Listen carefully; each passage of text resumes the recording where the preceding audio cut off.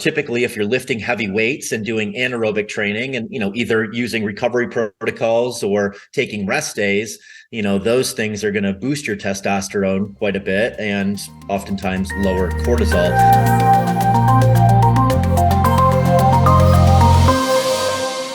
Eric, welcome back to the show. Thanks for having me. How are you today? Well, I'm recovering from grinding myself down into a pulp with exercise, and I'm hoping you can help me and our audience learn how to not do that, because it took me a good 6 weeks of feeling kind of crappy and like something was wrong in my body, but I couldn't figure out what, to realize it was exercise. And I know you're hammering away pretty aggressively. And I know you had said offline that overtraining prevention is something that you're really passionate about. So I am so excited to pick your brain and extract whatever pearls are in there. Yeah. So what type of training have you been doing lately? Well, that's what I want to share with you. And let me see if I can cue this up. So essentially, I was doing 3 days per week of weights and 3 days per week of cardio. And with the weights, I may have pushed that too hard, and all these things are what I want to ask you. I was essentially doing about 40 minutes of kind of a CrossFit style workout. My average heart rate was 132 beats per minute, which, for weight training, that seems like a decent level of exertion. For again, anywhere from 40 to 50 minutes, 3 times per week, fairly vigorous. And then I was doing 3 mountain biking sessions at about 50 minutes, averaging a heart rate of 142. And I'd finish that off with a Tabata, kind of 30 on, 30 off, max exertion run, 30 seconds, run as fast as you can, recover for 30 seconds. And I do that at the end of the cardio days. And that was pretty much it. I was also doing AM cold tank. I was doing 1 sauna session per day, 2 rounds at 210 for about 15 minutes. But then somewhere along the line, I started noticing everything started going south. And it took me about 6 weeks to figure that out. I also did notice along the sort of fall that I was sort of shocked that I was training so much, but I wasn't that hungry.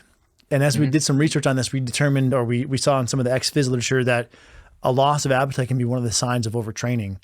But that's essentially it. 3 days weights fairly rigorously, 3 days cardio with kind of a pseudo sprint at the end, sauna and cold tank every day. That's the long short of it.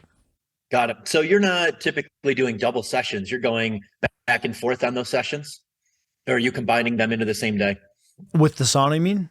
No, with the weight training. So you said 3 days. Oh yeah, of weights, yeah, gotcha. Bike. Yeah, I do like a Monday, Wednesday, Friday weights, Tuesday, Thursday, Saturday cardio. Okay. There was a few double sessions sprinkled in there, but it was nothing intentional. It was more like, I've got some time to kill this afternoon. I'm going to go out for a quick ride, but that was 20% of the time, maybe. Sure. So, so much of this is, what is your body accustomed to? For me, I train twice a day, 5 days per week, and I do cardio every day. And, I still am pretty fresh each morning in order to hit my strength training workouts those 5 days a week. And the aerobic cardio, I generally don't go over 90 minutes. They're typically 60 to 90 minutes with my heart rate between 125 and 135, which, that's zone 2, fairly easy cardio for me. And, I do my recovery routine every night, 3 rounds, 200-degree sauna at 20 minutes, and then 5 minutes in the cold plunge. So recovery obviously is a huge component of this. And then how much sleep are you getting? So there's various factors, but from my experience, when I was overtraining the most and felt the worst was during my Ironman years, when it was very one-dimensional. It was running, biking, and swimming 7 days per week, typically double, even triple sessions, 25 hours of training per week. And I was not doing cold exposure during that time. I would maybe hit an infrared sauna 3 days a week, maybe a couple hot Epsom salt baths, but my recovery was not nearly as on point as it is now. And that was when I was in my early 30s. I'm 42 now, and I was 100% overtrained during those years. And the telltale sign for me was waking up and not being excited to work out days and days on end when, I used to be excited for all my workouts, and I'm excited for all my workouts again. I know they're going to hurt, but I'm still excited for them, and I can get into a good flow state when I start. So that was the biggest indicator for me. Also having mood swings, that's another indicator that, you probably are overtrained. And I think endurance sports are where it's easier to overtrain than with weight training, because oftentimes with endurance sports, you don't get that sore. You just kind of get run down over time and possibly achy, but you can still go in and do it. Where, hard strength training workouts, CrossFit Metcons, if you go at a high enough intensity or a heavy enough weight or enough reps, like your muscles are sore, and that's a very good indication that you should rest that muscle group at least, because it's sore, it's very inflamed, and you want it to repair. So I feel like it's easier for our minds to wrap our head around not training when we're sore, as opposed to not training when our body is broken down. And, with the endurance training, it's kind of a slow progression. 4 years in is when I really started to notice this. And I no longer knew what my baseline was. I was just always so used to being run down that, I used the exercise, A, to fuel a high each day, and B, I had no idea what normal felt like anymore. Like, I just kind of always felt like I should be a little achy from the high volume of training.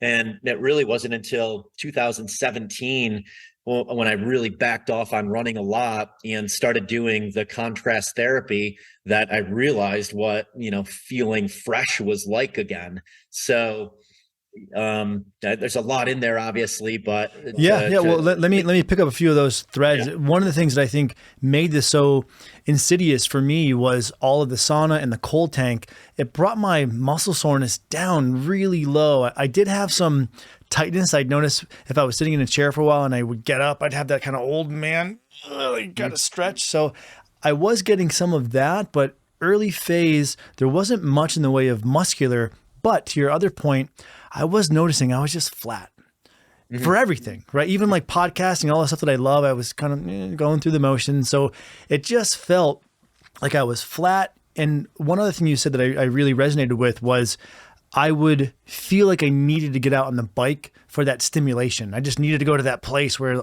there was some of that intensity. And I almost felt like if I didn't have that, I didn't have probably enough stress hormones. There's probably like a blunted cortisol response in there, I'm sure. And I think it may have been predominantly the endurance training that tipped me over the edge, because that's been the newest addition for me. I've been more of a mainly weights guy. I'd go for 1 or 2 runs or row sessions during the week, but I wasn't doing hour-long endurance sessions. Those were usually 20 minutes maybe, and again, once or twice per week, whereas now I was doing 3, sometimes even 4, 50-plus minute rides, and I was averaging about 142 for my heart rate. Now I'm 39, so the Maffetone puts me at 141, and that's one of the questions I wanted to ask you. Do you think that's maybe a little bit high for some people, hitting that exact target range as their average BPMs? It could be. I mean, the best way to figure this out is knowing what your max heart rate is. My max heart rate is around 177. So my aerobic pace that I would do zone 2 cardio is between 130 and 135. So it's lower for me because my max heart rate is a bit lower. And that's just from all of the aerobic training. It's, it brought my max heart rate down some. So the best way to do is to do like a, 5K all out, see what your max average heart rate is, or on the bike, do a 5-minute, 10-minute time trial, see what your average heart rate is, at an all out effort. And then, take about 78% of that. And that's around the range where you would want to do your zone 2 training. So yeah, I mean, if you told me your max heart rate was 175, then I'd say, yeah, you're probably going a little higher than what zone 2 is. But if your max heart rate is 185, then you're probably right in the ballpark. The sense I've been getting, I was probably going too intense, because I know that you're not supposed to feel like it's a workout when you're doing zone 2. Yeah. And there was definitely times when I felt like I was getting after it. and it felt good. And I've learned I kind of have to quell that desire to always go hard. So coming back to how you calculate that, either a 5K all out, or what was the other, just, for our listeners. And also I'm taking some notes here because I'm going to go do this. What's the most accurate way, reasonably so, to calculate the max heart rate in your opinion? Yeah. So run a 5K all out, and then see what your average heart rate is for that 5K.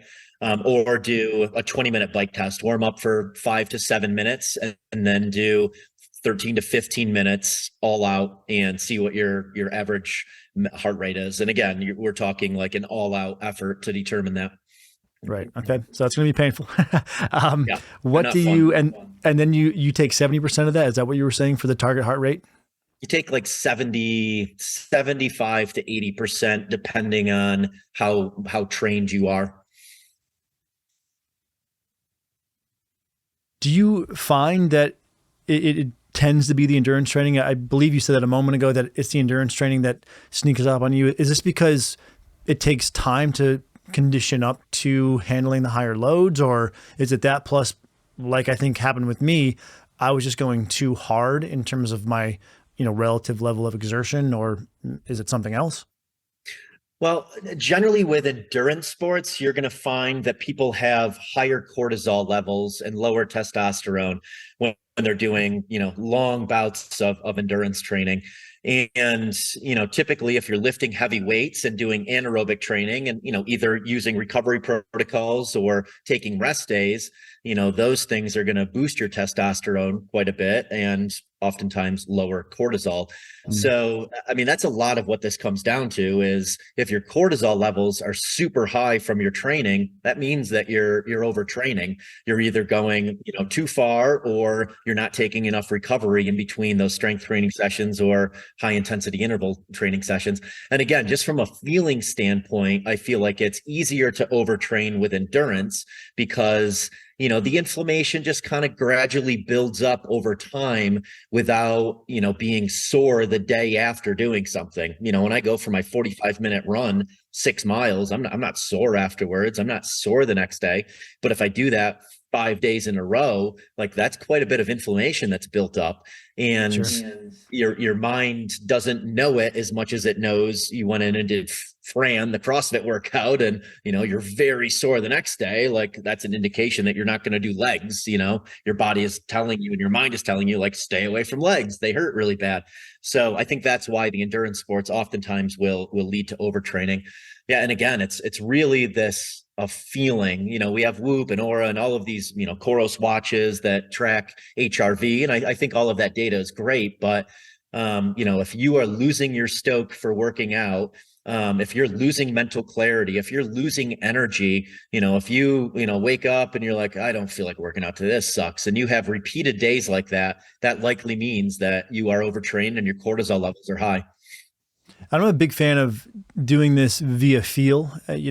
I do track my sleep and other things like that, but I think you're going to have the best metric if you can just learn what your early symptoms are. For me, one I've learned is sleep, and this ties in with cortisol. This was the main symptom during this 6-week sort of regression period where I would have what's known as hyptic jerks. I'd fall asleep and then I'd wake up and I wouldn't be able to go back to sleep. And I felt like my heart rate was a little bit elevated and I felt jacked up. And me being so into alternative medicine, I was figuring, it's, something with inflammation. I've had GI issues in the past that manifested in a similar way. So I went hunting around for all these things, which is why it took me so long to come back to the fact that, oh my goodness, I'm just like beating myself down. Within that, do you find that it's the weight training, which is the first type of training that you lose your zest for? That's what I noticed. I felt like I could go out for a bike ride. It was easy, but getting underneath heavy weights felt much more daunting. It was the first type of workout I started kind of shying away from. I'd go to the gym, I'd do my little rain dance of like getting warmed up. And then as soon as I tried to really exert, I'd say, you know what? I'm just going to go for a run or go for a ride today. I found myself saying, I want to be outside, which I think that's reasonable, but there was multiple days of that. Is that something you've noticed also? I think lifting heavy weights is the second indicator for me. The first indicator for me is not being able to get my heart rate high, whether it's running, biking, doing a Mm, CrossFit Metcon. I just can't mm. get my heart rate up. That 100% means that you are overtrained. And then, yeah, the second metric would be inability to lift the types of weights that you typically would lift. I oftentimes can kind of warm myself up into those heavier weights, even if I am feeling a little overtrained. Whereas the heart rate is not something I can do. If I'm overtrained, I can't spike my heart rate. I can't do a highly anaerobic effort on the assault bike. My body is just too inflamed, and my nervous system is too drained to be able to perform at a high level. So that's the big one for me. Is yeah, I can't get my heart rate high. I can't get it above maybe 155. Gotcha. That's good to know. Okay. Okay. Do you think there is a target periodization, or maybe said a different way? Should I have been planning in, hey, I've layered on all this new aerobic work and I'm kind of pumping it over a few month period. Should I plan a week of unloading or something like that as you're kind of progressing your way up? 100%. Yeah. I mean, with strength training, there's always a deload period. I think generally in a weightlifting cycle, it's every 6 to 8 weeks, you have a deload week where you back way Mm-hmm. off.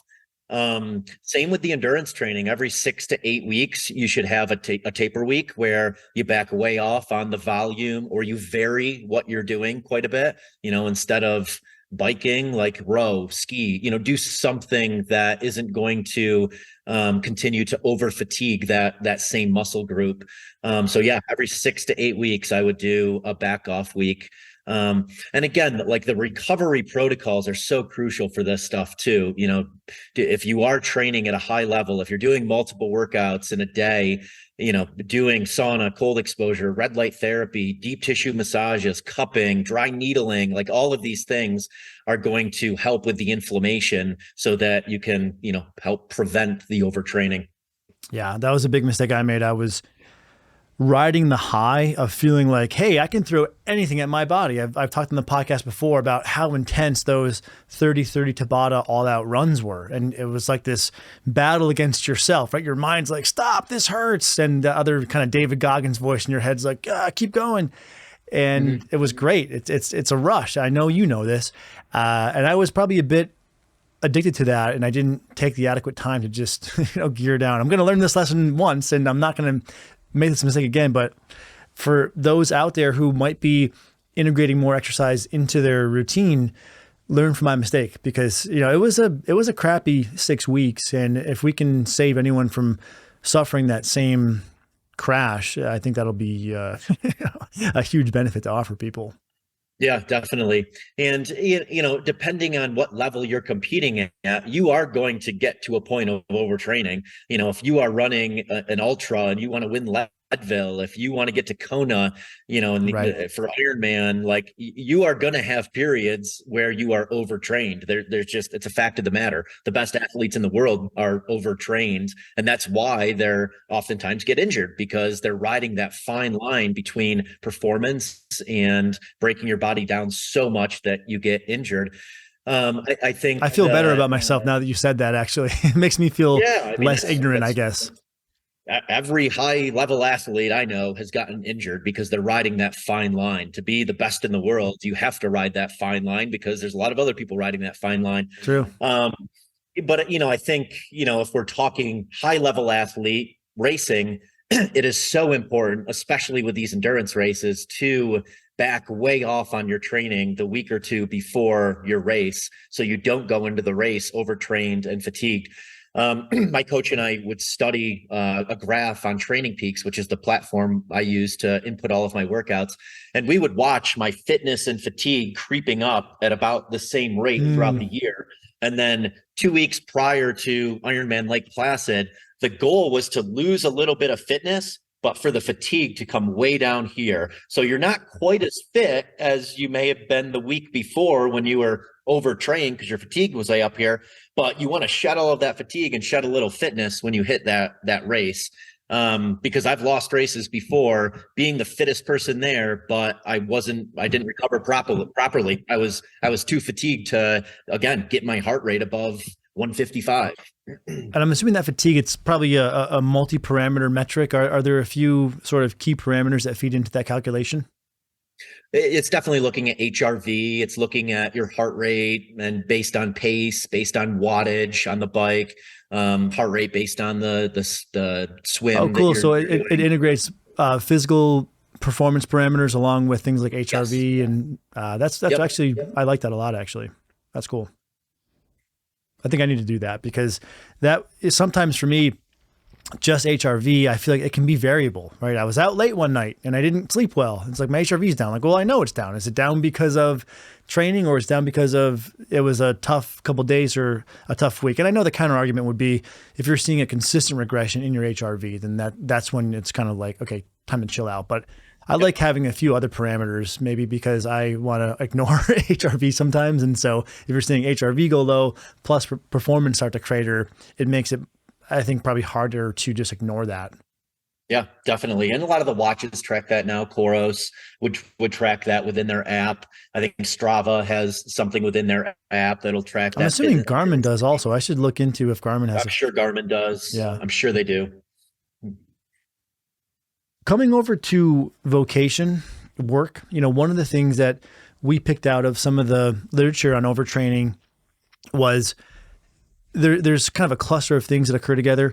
People tend to decrease their caloric intake, and they also tend to have a high level of sort of vocational output. And a lot of this probably comes from college athletes, right, who are just doing a lot of studying. But I'm sure you found that the more stress someone is under with their work, you have to offset that. I know that's a really broad statement. Are there any pearls or clues that you found effective for balancing out work stress or other life stress? Yeah, I mean, to hit on it again, sauna and cold exposure are incredible ways to build stress resilience. And that honestly is so much of why I do it. You get the physical benefits, obviously, but you also get the mental and emotional benefits when you're doing sauna and cold exposure of helping you de-stress. So those would be the hacks that I would give people. If you preaching the choir on that one. Yeah, if you can get your workout in the morning, I think that's always going to be more beneficial. So, you're not sitting all day and then going in and doing a CrossFit workout after, sitting. Also doing workouts later in the evening. A workout is going to raise your cortisol levels, and you do not want your cortisol levels high before going to bed. So would you say morning and afternoon are okay as compared to evening? Yeah, morning and afternoon are definitely okay. The closer you get to bedtime, the more it's going to affect your sleep. Sure. And of all of the things that we've talked about, sleep is your number one recovery tool. And if you start to screw up your sleep, that is going to drastically decrease your ability to recover physically and mentally. So a lot of these things are a snowball effects where, you do work out late in the day, 2 hours before, 3 hours before going to sleep, have a big meal right before bed because you have to eat after you worked out. Cortisol levels are high. You're not going to sleep as well. You're not going to recover as well. You're going to have inflammation, and that's going to affect your performance tremendously the next day. Yeah, I've been in that snowball and it sucks. Do you find there is any issue with sauning too close to bed? Some people feel like it helps them sleep. Others feel they don't. Maybe it's somewhat individual, but any thoughts on that? I think it's individual. I mean, my typical routine is 4 p.m. to 6 p.m. every day. That's when I do my contrast therapy.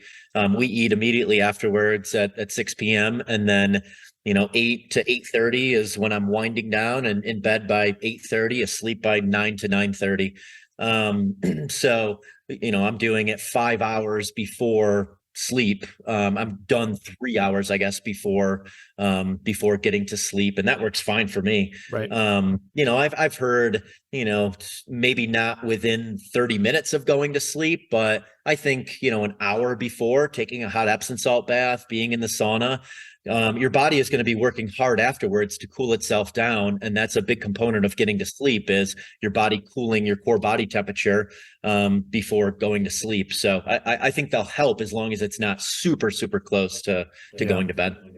I found that sauna and then cold tank, if I can go and get into bed kind of cool, that seemed to help me fall asleep. But I was also in this period where I would fall asleep. My latency was fast. but then I'd wake up because I was kind of burnt out. So I still have to rerun this experiment, but I can say from that one imperfect observation, if I did the sauna, did a solid cold tank at the end, and then I got into bed really cool, it felt nice. I can't say how it'll impact my sleep until I run the experiment again, but anyway, I'll throw that out there. Yeah, I mean, being cold when you're sleeping is huge. You can obviously control that other ways too. Having your air temperature low, having a fan blowing on you, getting one of the mattresses that has the cooling built into it. But Sure. yeah, having a cool core body temperature as you're falling asleep is going to help tremendously with getting deep sleep. Regarding calories and carbs, as we were looking into this, we found a review paper by Bonilla and colleagues, and they were recommending some fairly high levels of carb intake. For me, at about 210 pounds, it would have been 900 grams of carbs per day. And maybe that's not high. But do you have any thoughts on, you want to go kind of ham on the carbs if you're training a lot? Can some people get away with, there's obviously people who proclaim keto is the way to go. And, again, I know there's some individuality from person to person here, but just wondering your thoughts, your trends, any observations that you have. Yeah, I mean, for me, 900 grams is a lot of carbs. I mean, top CrossFit Games athletes that I know, they might be in the 600 carb range, and that's someone who's working out, 3 to 4 hours a day, doing multiple metcons and lifting heavy weight. So the more anaerobic activity you're doing, the more power-based your sport is, the more heavy lifting you're doing, generally the more carbs you're going to want to be able to power those efforts and also to help recover from those efforts. When I was competing in Ironman endurance sports, I was on a very low carb diet. I was eating a high fat, and not really even focused as much on protein. I was more focused on a high fat diet to teach my body to burn fat for fuel, which, a lot of endurance athletes do. So yeah, I was not carb heavy during those Ironman years. Now I probably am 300 to 400 carbs is what I would take in a day, training 2 to 3 hours a day and, doing a CrossFit session 5 days a week. That works for me. Definitely way more carbs than during those Ironman years. So I think it depends what you're looking to perform for, what is, Sure. what is your goal with your training. Have you found that you can drift into this under eating pattern that tends to accompany overtraining yourself? Yeah, definitely. I do not have a tremendous appetite throughout the day. I'm not hungry, but I typically eat fairly light throughout the day. For me, I've found there's a direct correlation between food volume and mental clarity. The more I eat, the less mental clarity I have, and the less energy to some degree I have, and less motivation I have. So I tend to eat just enough to perform and not be hangry throughout the day. And then I consume a larger meal in the evening when I don't have to be as on or as energized after that. And that works for me. There's obviously data pointing towards other diets. I really think this is a self-experimentation thing and also a performance thing. Like for me, mental clarity is huge. I want a lot of mental clarity throughout the day. And if I have, a heavy red meat meal for lunch, it generally affects my mental clarity. So I save that for dinner. Hearing you say that, I saw it on your Instagram maybe 3 months ago. It was helpful for me because I do that same exact thing. I'm light during the day because I got to be on. I'm always going. And then in the evening when I'm gearing down and relaxing, that seems like the most intelligent time to have a big meal. Mm-hmm. So seeing other people do that was helpful because there is kind of a bias toward, eat a lot during the day and then eat really light at night. Don't eat too close to bed, which I do think there's something to be said to not having that meal an hour before bed, making sure it's probably at least 3 hours before bed. But for those of you out there who are maybe noticing the same thing, I think it's okay as long as you're getting that meal in roughly 3 hours before bed to backload your calories to the last meal of the day. Yeah, definitely. And how much are you training? When you're training 3 hours a day, like that's a pretty big caloric deficit I'm in by the evening. So, I can get away with that and I do not gain weight by eating later in the day. There's one thing we also found that I thought was kind of counterintuitive. So in one of the review papers, they found that overtrained athletes tend to gain body fat. And if you combine that with the other observation that a lot of those athletes will also undereat, I wonder if it's a violation of the calories hypothesis, or it's rather just a repartitioning where maybe these athletes are losing some muscle, gaining some body fat, mainly in the midsection. So they're sort of maintaining a caloric-ish balance, but it's just the tissue, distribution is shifting. Do you have any thoughts or observations on that whole piece? Yeah, I mean, my thoughts on body type are, I mean, go to a gym and look at bodybuilders, they're generally going to be shredded and very muscular. Look at CrossFit athletes that lift heavy weights and do anaerobic conditioning. They're usually pretty muscular and pretty lean. And then, yeah, you have a lot of high level endurance athletes that have some belly fat. I mean, I think the guy who's won Kona and won the Olympics, his first name is Kyle. I can't remember his last name, but one of the fastest humans in the world, if not the fastest human in the world in endurance sports. And, when looking at him, he does not look like an elite level athlete, like a CrossFit Games athlete would look like, or, a bodybuilder would look like. And a lot of that is because, he's not lifting heavy weights and he's not doing a lot of anaerobic efforts. He's doing a lot of endurance training, and he may be fueling a lot of those endurance efforts with a lot of sugar and a lot of carbs to perform, that type of training. I mean, he's probably going at 85% of his max heart rate for a lot of his training days and races.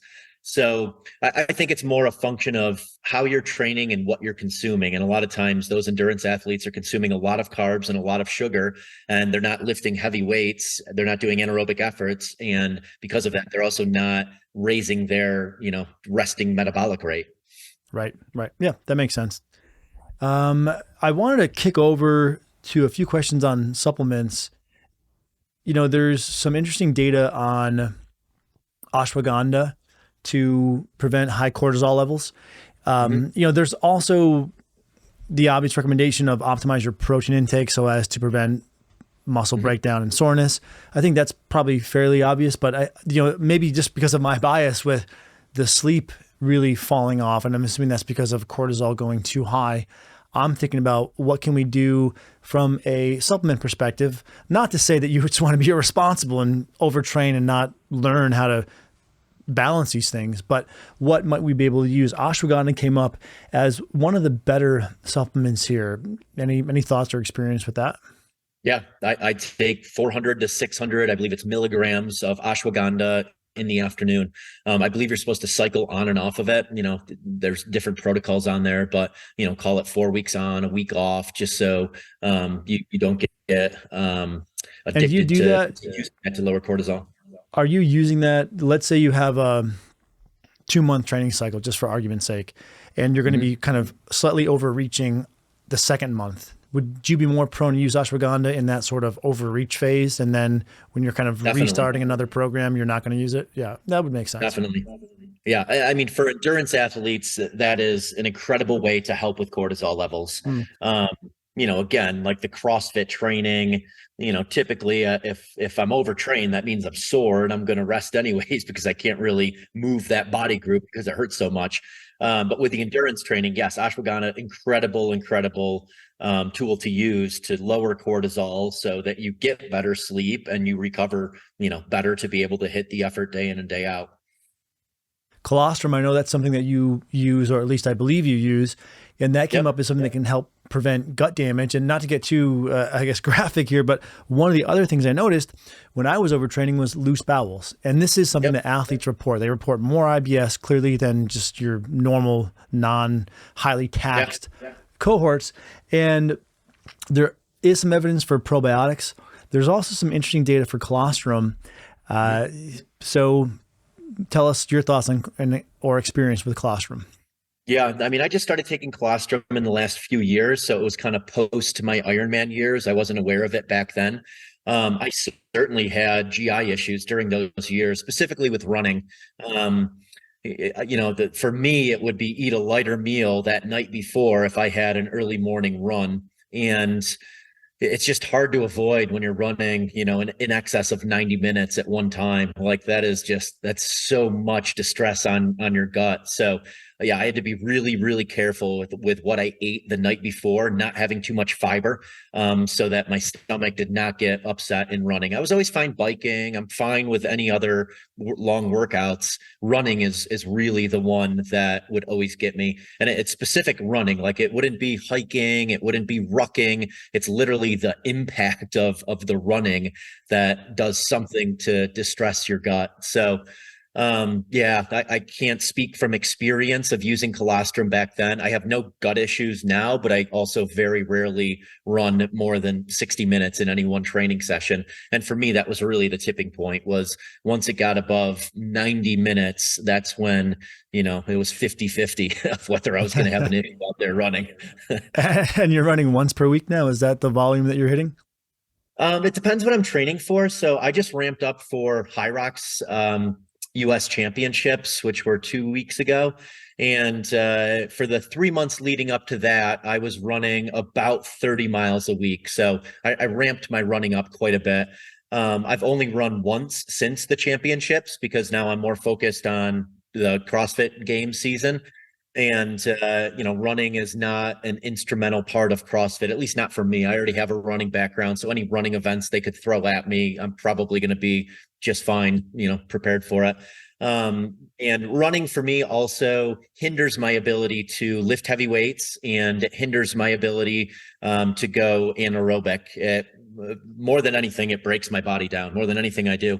And I think some of it is from the high volume of running I did during those Ironman years that my body just doesn't really like it as much as it used to.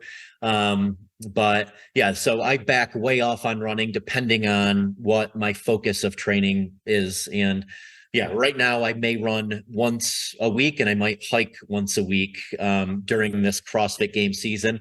And then once that's over, I'll go back to doing, I don't know, maybe 10 to 20 miles of running and or hiking a week.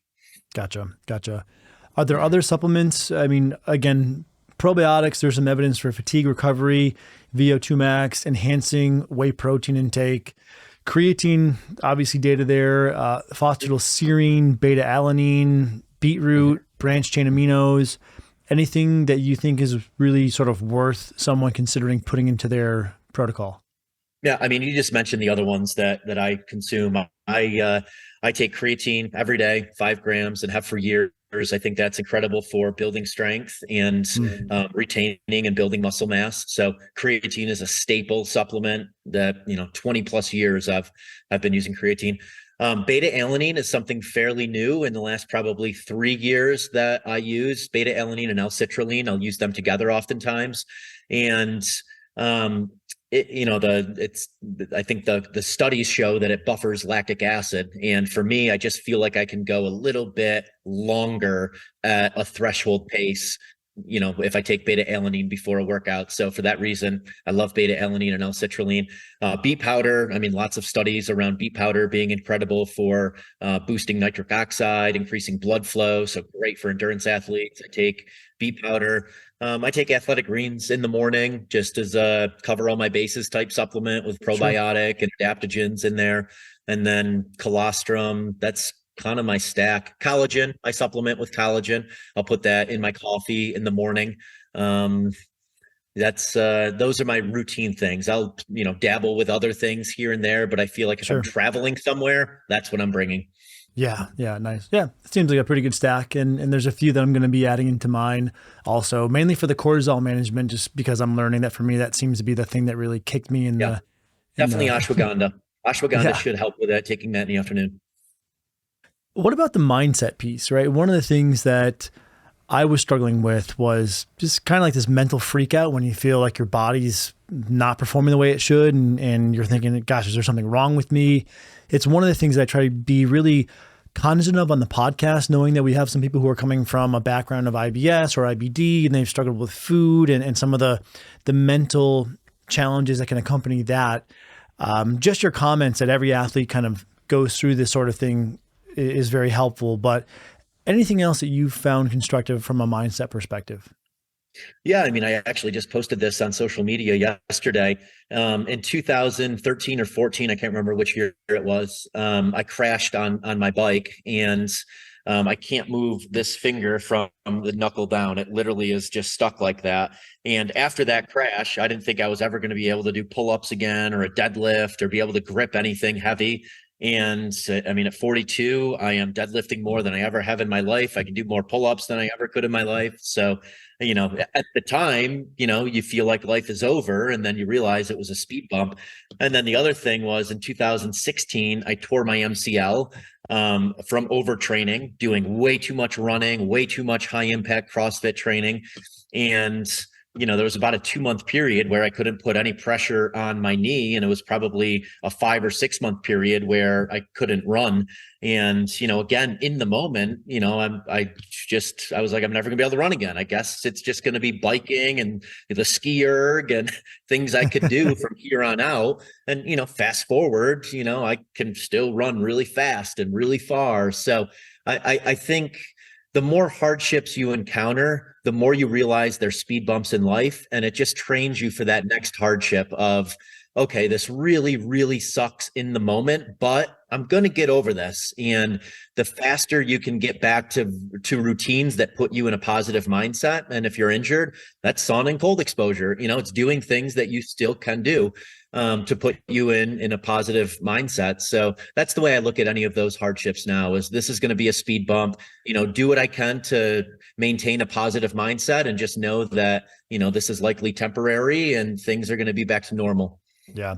I mean, well said. I think just knowing that other people have gone through it, like you said, it's a speed bump. This too shall pass. Understanding that is a lifeline pulling us out of what I felt, which is the freak out. Like, oh my God, did I break something? Am I never going to be able to deadlift or pull up or run? So if you are going through it, or for when you do, just keep in mind that it's happened to Eric multiple times, happened to me a few times now, and you'll come out of it. And just keep in mind, course correct, stay patient, don't freak out, and things will get better. Definitely. Well, Eric, I think we went through a pretty good lineup of items here. Is there anything else on this conversation that you feel important to mention that we haven't touched on yet? No, I don't think so. I think this is a great topic to chat about because, I always tell people to be careful of getting addicted to that savage mindset. I think it's good to get to, a point of overtraining, but I think it's also good to recognize that you're there and you don't want to make a lifestyle out of it. I don't think that's a place for lifespan and health span. You're going to end up just broken down. So yeah, be careful of these, savage mindsets. I think it's inspirational and I like the message, but at the same time, it's something that you easily can get addicted to. And then when you get in this continual and perpetual state of overtraining, it's just going to really hurt you in the long run. I mean, I'll raise my hand. That was me. I wake up in the morning and do 5 minutes in the cold tank, do a quad espresso shot, play hero music on all my speakers, and I love it. But, what's that old saying? It's better to be a warrior in a garden than a gardener in a war. So it's good to be that warrior, but you got to take some time to chill out and go in the garden. Definitely. Love that. Well, Eric, thanks, man. What's going on your side? Anything you want to share with people, things you want to plug or bring our audience's attention to? I have a couple of retreats coming up that I'm co-hosting. One in I got to come to Phoenix. One of these, by the way. Yeah, they're so I really want to do one. They're so fun. Live Better, which is at Savannah, this beautiful wellness resort just north of Phoenix. That's March 16th until the 19th. Again, co-hosting that with Live Better. I will be there. And then co-hosting high performance lifestyle training with my friend Brian Mazza in Denver, March 23rd until March 26th. So those are 2 upcoming retreats that I'm a part of. And I really like these in-person experiences where people can come and just connect with like-minded people and, do some uncomfortable stuff together, bond from it, but also learn from captivating speakers and various workshops within it. Yeah, I've seen a lot of your Instagram clips and they look awesome. Like, I will be at one of those eventually. So I'll look forward to you schooling me on maybe the rings or the rope or whatever. Love it. Great chatting with you always. You too, Eric. Thanks again. Thanks, Michael. Sweet. That was awesome. Yeah, thanks, brother. And I am hopefully going to come out there.